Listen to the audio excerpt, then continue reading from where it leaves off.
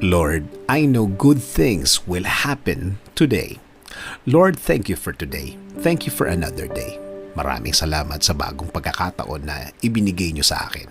Maraming salamat, Lord, kasi alam ko maraming magandang pangyayari ang mangyayari sa araw na ito. Alam ko na puno ng pagpapala ang araw na ito. Maraming magagandang pangyayari ang ibibigay niyo sa akin.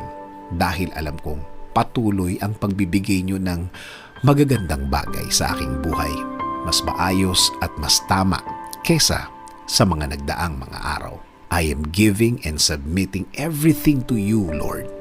Ikaw na ang bahala sa aking araw-araw. Patuloy mo akong i-lead sa aking buhay. Patuloy mo akong bigyan ng guidance. Alam kong patuloy mong ilalagay ang mga bagong opportunity sa aking buhay, Lord. Sa iyo ko palagi titingin, sa iyo palagi ako magfo-focus at hindi sa mga mahihirap na nararanasan ko at hindi sa mga sitwasyon na nasa harap ko.